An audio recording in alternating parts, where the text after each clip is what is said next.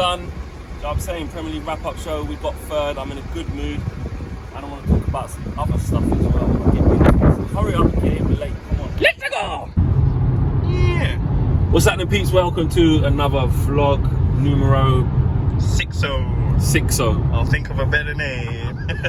On the way to United Stand HQ. And don't worry, guys, if you lot are thinking like, oh, the vlogs are like, they're always on their way to United Stand HQ, like, don't worry, as everything starts reopening and things start moving, there's gonna be a lot more of these in a lot of different places. But you lot are enjoying it and I'm enjoying it, so it is what it is. What we're going to talk about today, oh, listen, the Premier League season's come to a close. I'm buzzing about that. We've got third. I'm not going to say too much about it because I want you to check out the video on United Stand about our final feelings. But on a personal, in terms of not just Man United, but just the season coming to a close, it's been a long old season. I don't think at the start of the season, anyone, if you would have told someone what was about to happen in the world and how the season would end, no one would have believed you. And the fact that the Premier League managed to get it finished, you know, you know what's weird? You know what's weird as well, Josh? When everyone was like, null and void, it's got to finish, it can never, it's too unsafe. All the players are going to die if you bring it back. And then we just relaxed. Can you imagine that was like a few weeks ago? That's what I mean, like, it's mad. And I'm not saying like, ha, sit down all them people, but I'm just saying like, it just shows that why the patience was like, you know, why it should have happened. And everyone was like, it's just the players are human beings as well, you know, just scrap it. You know, the players still went home, they just got tested twice a week. If they had it, they weren't in the match squad. There wasn't once, like, there was, I think, a couple. I know Maps had it at Watford. I think there was a couple players at Brighton who had it, Norwich who had it. I think it was Steeperman had it. Jamal was saying, did a couple Brighton players tested? But there wasn't any significant where like a team's moaning because they're like, oh, we couldn't fight relegation properly because we didn't have all of our players because of Corona, or there's no one in the top four race, and it's not fair because the Aubameyang was, well, no, that's top four race. Sorry, that's battle for 8th and 10th. I mean, like, there's no Bruno because he got Corona. Like, it just didn't happen. And look, I'm not saying that could not have happened, but it just proved that it was completely the right decision from the Premier League. They did it in a really good way, and even Gary Neville was bigging up the way that they'd done it. You know, strict, rigorous testing, proper conditions, you know, controlled environment, and everyone's come out unscathed, and nobody was sick from it and hurt, which is the main thing. So I'm glad that the season's come to an end, considering we never thought it was, and considering other countries just scrapped it. Maybe those countries scrapped it too early. I don't know, but so yeah, pleased about that. But the new season, September the 12th, but if we go further into the Europa League, that won't happen. We'll be starting on maybe the 20th-ish, a little bit later, and I think we will go deep into the Europa League. I think we'll get through to at least the semi-finals, personally, but we shall see. But yeah, it's been a long thing. I mean, what's your highlight of it? We've been to a lot of places. Kazakhstan, even if you think back to the last year of season. Well, literally a year ago, we were just finishing pre-season. Yeah. Like a year ago, we were in China. Literally. China was sick. Shout out anyone watching from China. Loved it in Shanghai. Loved it. Shout out Liv. Yeah, shout out Liv. 100%. The only thing in China that I liked. Oh yeah, Josh didn't really enjoy it that much, but I loved it. Yeah, going to Kazakhstan was wicked as well, man. I mean, it was one of them things where we just thought. I did like Kazakhstan. It was wicked. It was like another world. It was like another world. It was. It literally was. It really was, man. Kazakhstan was amazing. And you know what? I enjoyed Serbia as well. Serbia was sick. Yeah. Like, even there, being able to go to the stadium, meeting the ultras. Yeah. Bro, it was like just going in the stadium, doing whatever the hell we wanted. That was a good one. Yeah, and you know what? I remember meeting them ultras in Kazakhstan, and you know what? And that's what I love them. I don't love misconceptions, but I love putting them right. Yeah. And even when we drew Serbia, I went on the phone to Vuj straight away. I was like, yeah, Vuj, I've heard a few things about Serbia. Like, is it cool? Like, I don't know, if black people are allowed there or what? Like, he's like, fam, it's fine. Like, you know what I mean? And it really was. And then you get the other misconception or the stereotype, which is like, the ultras are just mad. You can't go up and just talk to the ultras. Fam, they let us in the stadium. We were just chilling with them. And they spoke to us about their struggles. Like how people misconceive them and like how they're not allowed to travel anywhere, and the government holds them back and the British that and all of this. There was a lot of politics, but we'll leave that for The struggle is real. Their struggle is real. So shout out all the partisan fans. Shout out Alan from Kazakhstan as well. Alan and Dina, they were sick. Yeah, they fam. hosted us. Alan, you need to send me some more of them Kazakhstan chocolates because I'm running out, fam. Oh, there you go. Hey, I was speaking to Alan the other day actually. I keep in contact with him, so big up Alan. And yeah, so the season's over, so that's that done and dusted.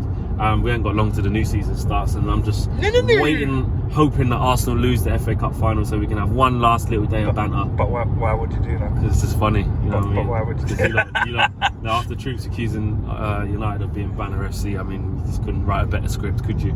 Chelsea to do it to you again when they just don't need to win, they just, you know, just want to make it worse for you, so you have nothing again.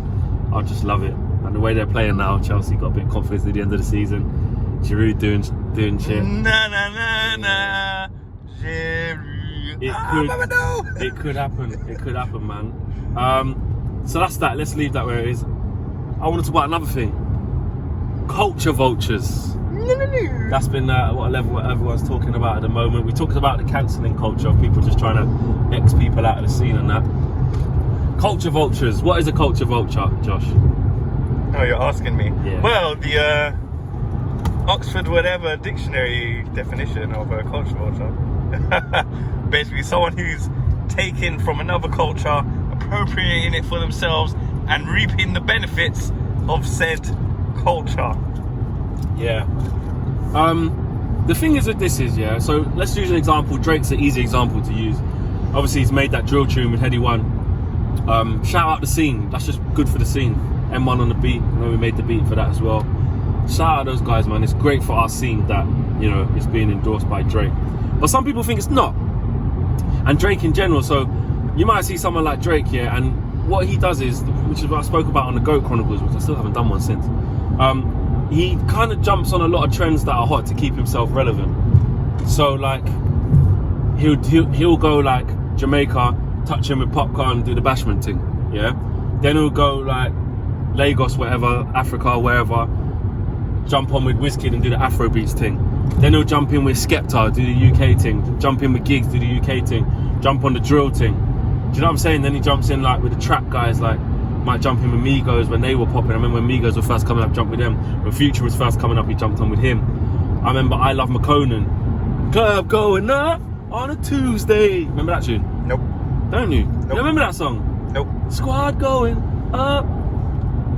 Going Nope. back? No? Nope. Oh, there's someone tell Josh. My squad stayed at home that day. Anyway, yeah, true. But anyway, that tune, I Love McConan. I remember the guy was just hot because he had a tune called Tuesday, which was a good tune. Yeah. Drake just jumped on a remix with him, and then the guy was never seen again. Oh, what? Yeah, he was never seen. I'll play it to you after this. But I love Macola.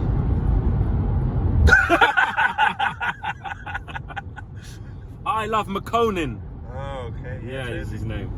And then you had a tune with Dave. Hold Tight Dave. He done his thing. Hello, Dave. Yeah, and then he kind of brought J Hus out when he first landed out of jail. Then he come. So basically, people are accusing Jake of like, is that good for the culture? Is it good someone just jumping in it to make a buck or to keep themselves popping and then dipping out, or is it good for the scene because Drake's brought so much heat to that? And look how far the music's going now when he brings it back to his own country, because look how much Drake's loved around the world, or in his own country, or just in America or Canada, wherever. Then you've got like people saying like Ed Sheeran, Culture Vulture. You know, he's done tunes with like Wiley and Stormzy and trying to do the grime thing, whatever. Who else has been accused of that? Eminem. I don't get that one. I mean, white, it's because he's white, 100%. I don't get that. If you, he's born in Detroit, yeah, in the hood, fam.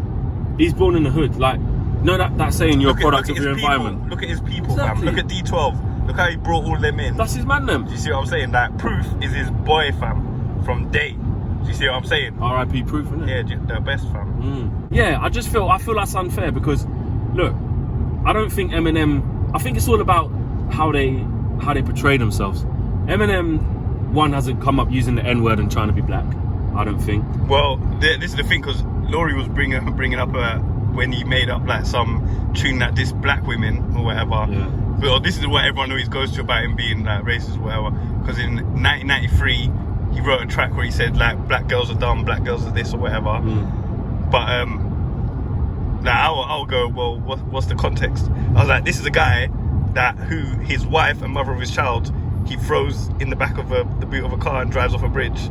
Well, But we're meant to have a go at him he for hypothetically did that. Yeah, but that's what I'm saying in the song. Yeah. So this is a guy that goes to the extremes of that to the mother of his child. Yeah. So for a black girl that he broke up with when he was 14, I'm meant to be mad about him saying black girls are dumb or black girls want your money. Yeah. Like for me, like the context of that is not. If he wrote that lyric when he was 21 or something, then I would go, well, that's a bit sus. Yeah. Do you see what I'm saying? Yeah. But if he's a kid, yeah, like I don't know how you feel about it, but for me, like the whole reason with like whole racism is that you can't pigeonhole people in things and say, well, you're a racist, or now you're a racist forever, 100%. because that lets them exist. People change, you know people what I mean. evolved. Yeah, people, Do you know what I'm saying? change. And when I was 14, if I was writing rap lyrics or whatever, whoever I was dissing, it doesn't matter where you're from or where it is. Like I would describe that. Yeah. If you was a white whatever, I would call you a white whatever. If you was a black whatever, I would call you a black whatever. If you was a fat whatever, I would call you a fat whatever. If you was a whatever, especially if you was my girlfriend, you left me for some guy, and I was like, mama, no, you fucking African. Yeah, you just go off. Do you know what I'm saying? But yeah, you just go off. It is about context, and I feel with calling Eminem a culture vulture, I just see that as mad disrespectful as well. And also, you got to look at the people that brought man in. So you're looking at legends of the game, yeah, Dr. Dre. You look at how many people he brought through. He brought through Snoop, brought through Cube, or the whole NWA movement, Death Row movement, whatever. Brought in 50 Cent along with Eminem. Do you know what I'm saying? Then the game came through after that. But you look at the people that brought Snoop in, brought Eminem in. They're almost the biggest, most GOAT status of the whole genre, of the whole scene. So then, why are you not looking to them and say, right, why'd they back him? It's not a culture vulture thing. I just think that they saw someone who was exceptional at rapping, because he is. Yeah. Exceptionally lyrically, because he is. And someone who's real. And I don't think Eminem tried to come through and leech off of hip-hop. It's not like he's not really a hip-hop artist and he's trying to do this, and really he's just a little kind of, I don't know, country and western singer, but he just tried a ting, or do you know what I'm saying? Yeah. He is a hip-hop purist, has been from the start. He grew up around that, and he is that. Do you know what I'm saying? There's loads of there could be loads of other white guys who grow up in black neighborhoods, or not even just black neighborhoods, just neighborhoods where hip-hop is prevalent. It's not even just being around black culture. Yeah. Like if you're a man that lives on the state or whatever, and everyone around you is banging hip-hop or banging reggae or dance, and or they're all black and they dress and talk a certain way, you're gonna end up like it. You're a product of your environment, fam. Do you know what I'm 100%. saying? When people say Drake is a culture vulture, yeah. See, my thing isn't that he's doing different styles or whatever. It's that if you go and it's like using the artist, yeah. Like you said with Coca-Cola, yeah. Where are they now? Yeah, he's not there's no support. So you used them for that bit, and while it was good for you, and then gone the wrong way. Mama no. Yeah. So say for example, if you go with a specific artist because they're popping at the time or whatever, or their style's the shit, and then you go do a track with them, your track's hot, they drop off, but then where are you when they drop off? Exactly, you're not there. Do you see what I'm saying? So you're basically using them. Like, yeah, but the thing is Drake's never not popping. It's not like Drake's like, oh, I've gone a bit quiet and I need something to. It's like when he goes on them artist thing, he busts it. They get more popularity because he's that good. But at the same time, I do get it from people because, like, look, even with that drill thing he done, the freestyle thing, it was the Only You freestyle thing it's called, whatever, with Heady One. At some points, like, it just freestyle. Yeah. He just sounded like he was just doing it for the sake of it. Like, it didn't sound good. Do you know what I mean? Like, it just didn't sound authentic. He wasn't even riding the beat at one stage. I just the way he's putting the accent on, it was just corny. I just don't like that version of Drake. But if I look at what it does for the scene and it puts all the eyes on our scene, then that's good comes out of it. So I do see why. But could you argue that the eyes were already on our scene? Yeah, but they're on it even more so because Drake is that guy. So like, when that goes back to America now, it can only be good for our scene that he's on it. Yeah. Do you get what I'm saying? Like, when it arrives back in America, all Charlemagne the God or whatever, the Breakfast Club, whatever, academics or DJ Clue or what's his name? Ebro, whatever, Ebro, whatever. They're all gonna be going, man, see that Drake? We going in my head, he won. That shit hot. You know, I feel that shit. You know, I got time for that. You don't know. Then you get all the guys in the American reaction videos and stuff like that. It just puts eyes and puts the music into places where it never would have been, or it might have taken longer to reach. You know what I'm saying? So, as an authenticity part of it, us here in the UK, we're gonna go, nah, man, Drake's saying like, God, painting like my like it just sounds shit. Yeah, it sounds right. Yeah, it sounds shit because we're like, that's just the accent's just wrong. It just doesn't sound authentic, and we know he's just jumping in the thing. But you ask Heady One, yeah, if he's happy he done a feature with Drake. Alright, hold on, let me just call him. Do you know what I'm saying? You ask Heady One if his numbers have gone up on the thing. You ask the guy who made the beat, M1 on the beat, UK producer, been making drill for a while, doing his thing. You ask him if he's happy, if his mentions were popping. Drake, oh my God. Because, I mean, when Drake done a Daily Duppy and that, you know, in a pagan chit chat though, I like R's and V's and O's. Shit. But, you ask the scene of whether they what it done for them, what it done for Daily Duppy's views, what it done, GRM, I think it's DRM, yeah. You know what I'm saying? So I just feel... for me, that's short-term, fam. It is short-term. It's short-term. It is short-term, but that's like, do you know what it's like? Do you know what it's like? And I'm kind of mugging off myself here, but I'm just not afraid. I'm not afraid to use the actual example. I done an interview with Matthias Pogba, yeah? And I'm not saying that Matthias Pogba wanted to do the interview, yeah? And we spoke about a lot of stuff, it was sick, yeah? But that's short-term. What I'm saying is the channel could get a jump from that, you get a lot of eyes on it, like that video done like 50K. We haven't had a video that's done 50K since. Why did the video have 50K? Because it had him on it. So I'm like, you know what? That was all right. I like that. So you asked me, did that work for me? Although I can't have Matthias Pogba on every single week, did it help me grow? Did it bring eyes to me? Did it bring me into an audience that maybe wouldn't have watched otherwise? Yes. He didn't need to. He didn't gain any. He might have. To be fair, a lot of people watched it, and the feedback was, oh man, it's like, actually, didn't know that about Matthias Pogba. Like, you always think about Paul, and good to get to know the guy. And so he would have left it with 50,000 people who know him a bit better. You know what I'm saying? But which is good. So he did get something out of it. But what I'm saying is that whether he did or he didn't do it, doesn't help Matthias Pogba, does it? Helps me more than it helps him. He's Matthias Pogba. He doesn't need to. He's a millionaire. You could just chill, like, this guy, I don't need to interview with this guy. So I'm saying, it's like, Drake is in that category, even though I'm not saying he's not vulturing off the culture, because he kind of is, but what I'm saying is the positives that come out of that, he doesn't have to do it. Drake would still be massive if he didn't do a song with Heady One. True. Drake would still sell out world tours if he didn't bring Jay Huss onto stage when he just come out of jail. True. But what you asked Jay Huss the feeling of what it was like to be coming out of jail, yeah, onto the stage at the O2 Arena, 30,000 people in there, 18,000 people, whatever it is in there, rammed out. Jay Huss is back. Boom, I'm on stage with Jake doing the thing. You asked Krypton Conan when they were on the tour the year before. It helps these artists way bigger than it helps Drake. So you could say, like, Drake's just being a nice guy. He don't have to. Do you see what I'm saying? So I get why people are like, nah, man, he's putting on the accent. I do get this because the memes, like, man said even Drake's walking different now. He's done the thing. There's a video of Drake getting out his car, fam, and he's just bopping. I'm like, yeah, Drake. But then he does do the accent thing. Like when he goes out to popcorn and that in the yard, he goes, yard man there, popcorn, why tree skull. Like he does all that. I get it.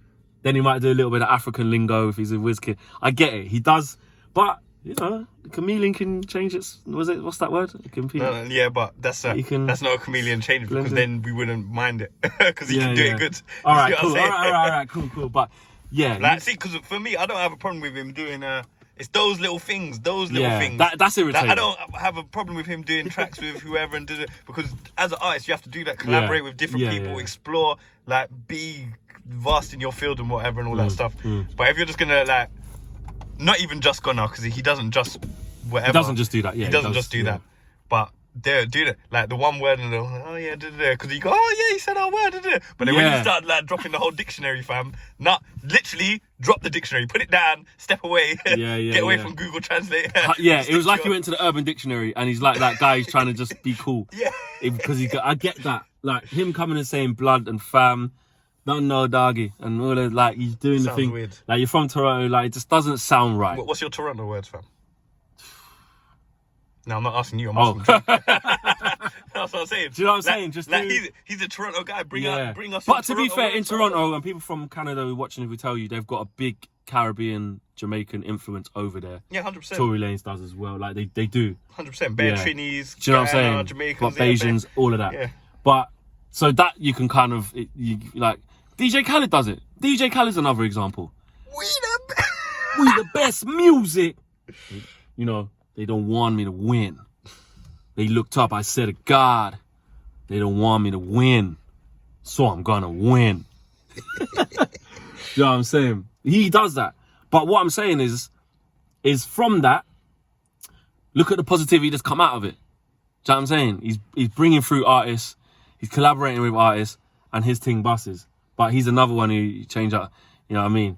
Does the yardie thing when he wants to. But again, wherever he grew up, I can't remember where he's from, but he's been around a lot of Jamaicans and a lot of that culture. So you talk about product of your environment, he's probably been around the yardies and all that. But, you know, nice long one on the culture vulture thing. Let us know where you stand on it. Are people like Drake and who else have we mentioned? Drake, Eminem, Ed Sheeran, Justin Timberlake. Justin Timberlake's another one. We didn't even touch that. He's a culture vulture.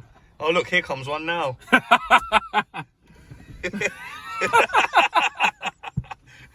Where's the key? Oh my no. God. So after all of that, I've got a blue screen for you. I should have just checked in the bag. 100%. How have you not done No, that? because it's been in a bag for 6 months. I bought it to wear, so I've got a couple of green t-shirts, and I was like, it'd be nice to have a blue screen so I can wear a green t-shirt. I used it once, and then I put it in this bag, and then I think I've thrown it away because I put everything in the bag, which is all my extra equipment. If it's in there, I'll come back. Yeah. But I don't think. But you don't think it is. And I thought I'm not driving back to bring the key back. Percentage? I'd say 15% chance that it's in the bag. And knowing what I'm like, I probably went, I'll just throw it away. I do this all the time with like milk and food. You know, like you can give it to charity and stuff. I just throw it away. And clothes, just throw it away. Yeah, I'm so rich. No, I'm not like that. You can cut all that. I'm actually joking. You say that, yeah. Well, I'm not going to cut it. I just won't tell the charities. Don't put hashtag charity or something. But I am joking. I do give to charity. Give what you can. I guarantee. I can almost, you know, like you imagine something that might have happened and might not. I can pretty much remember, bing on the bin, throwing it in. Great. I'll never need that again. I'm quite thinking, yeah, I've just cleared half a space out my rucksack. I'm going to tell Flex I've got it anyway. Alright, cool. Let me know. I don't think it's there. Nah, well. It's just not. And on that bombshell. Yeah. I'll see you later. Alright, cool. I'll let you know. Goldbridge! Yo, so we're finished for today. I need to get some petrol before I go back down south because I'm definitely not going to make it on what I got now. Good day, man. Premier League preview done. Make sure you guys check that out on United Stand as well. That is now up as you're watching this. It was up a couple of days ago, depending on when you're watching this. I don't know. Josh, when's this even going up? I don't know. Mama, no, I don't know. we just make the content and then deliver it to you lot when we see fit. You know, we just keep working. So big up, man. Say road to 15k still very much alive. Shout out to everyone on Twitter actually who got me to 80k. Love that. Big up yourselves. Let's get the flex to 80k subscribers. That's, you know, that's... Yeah. So yeah, man. Subscribe if you're new. Hit a like. You know what it is. See you lot at the next vlog, which will be Eventually. you lot got the drift by now anyway. You know how regular they keep coming every 3 or 4 days or so. You lot got something new, and especially when the football season comes back and we're out and about more. It's going to be a madness. It's going to be like when we're at games and it's behind the scenes and stuff. It's going to be a madness. See you soon. Peace.